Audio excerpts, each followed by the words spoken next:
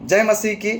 परमेश्वर की ओर से आप सभी को अनुग्रह और शांति मिलती रहे। मैं भाई प्रवीण फिर से एक बार आपके सम्मुख आया हूं और मैं आपके साथ परमेश्वर के एक वचन को बांटना चाहता हूं। आइए देखें परमेश्वर इस वचन के द्वारा हम सभी से क्या बात करना चाहते हैं। हम वचन पढ़ेंगे भजन संहिता उसका 110वां अध्याय और वचन 2 में, जहां पर पवित्र आत्मा लिखते हैं कि तेरे पराक्रम का राजदंड यहोवा सियोन से बढ़ाएगा, तू अपने शत्रुओं में शासन कर अर्थात राज कर। इस वचन में हम पढ़ते हैं कि तेरे पराक्रम का राजदंड, जो कि प्रभु यीशु मसीह को प्रकट करता है, उसके वचन को वो प्रकट करता है, और सियोन अर्थात कलीसिया।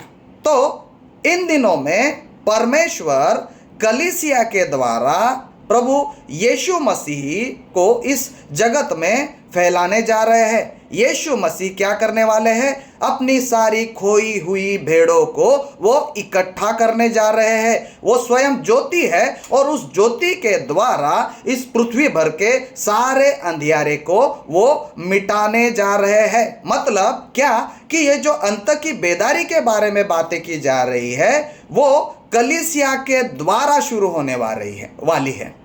तो ये थोड़ा हम देखते हैं कि हमें समय मिला है। ये समय मिला है कि हम जो कलीसिया परमेश्वर की दुल्हन, परमेश्वर की देह को प्रकट करती है, इसमें एकता, भाईचारा और प्रेम बना रहे। क्योंकि वचन में लिखा है कि जिस नगर में फूट होती है वो टिकता नहीं। तो हम जो परमेश्वर के चुने हुए लोग हैं, हम में एकता, भाईचारा और प्रेम बढ़ने की बहुत आवश्यकता है। ये तैयारी के समय में परमेश्वर चाहते हैं कि हम सारे भाई एक दूसरे को माफ करें।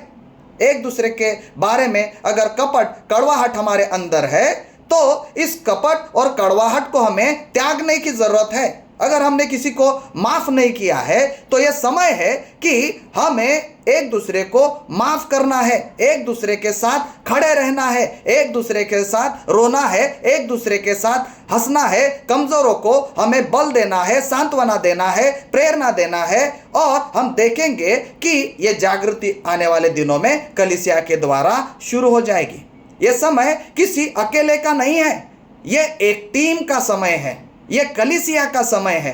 कई बार हम लोग अकेले काम करना चाहते हैं। कई बार ऐसे लोग मैं सुनता हूं जो इंडिपेंडेंट सेवकाई करते हैं, अकेले रहते हैं, लेकिन प्रभु ऐसा नहीं चाहते। वो चाहते हैं हम एक दूसरे की अधीनता में रहे और विशेष करके कलीसिया की कवरिंग में हम रहे।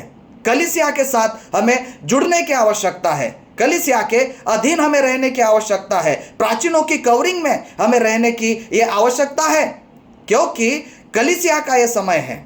और जो कोई कलीसिया में रहेगा, वचन में भी लिखा है, जो घर परमेश्वर यहोवा नहीं बनाते तो उसको बनाने वाले के परिश्रम व्यर्थ है।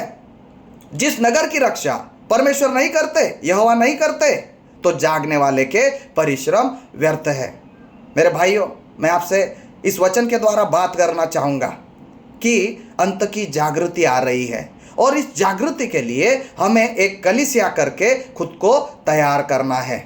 क्योंकि कलीसिया के द्वारा ये जागृति, ये रिवाइवल आने वाला है और कलीसिया ही के द्वारा यीशु मसीह खुद को इस पृथ्वी पर प्रकट भी करेंगे। जैसा उसका स्वभाव है वैसा हमारा स्वभाव हो, जैसा वह है स्वर्ग में वैसे ही हम इस पृथ्वी पर है। तो ये कोई इंडिविजुअल, एक व्यक्ति का ये समय नहीं है। परमेश्वर देखो, लोकल कलीसियाएं मिलकर अंतरराष्ट्रीय कलीसियाएं, ऐसे अंतरराष्ट्रीय कलीसिया के द्वारा, लोकल कलीसियाओं के द्वारा परमेश्वर प्रभु यीशु मसीह को प्रकट करने जा रहे हैं।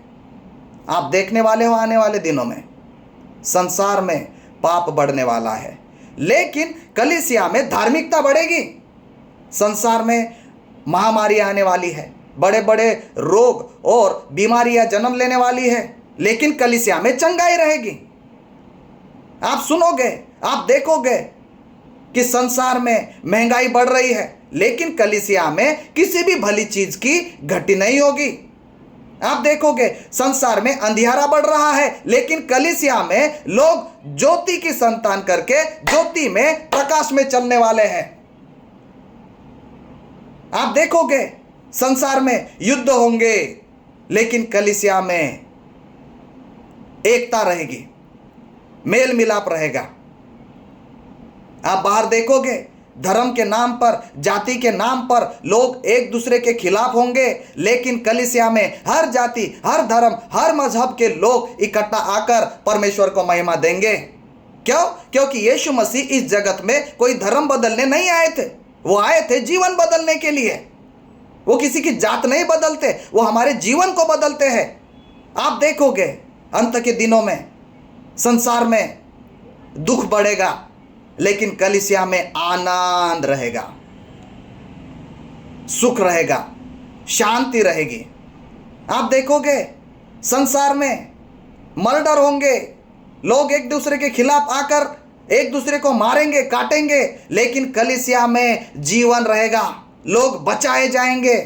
लोग संसार में नफरत बढ़ेगी, लेकिन कलीसिया में प्रेम बढ़ेगा।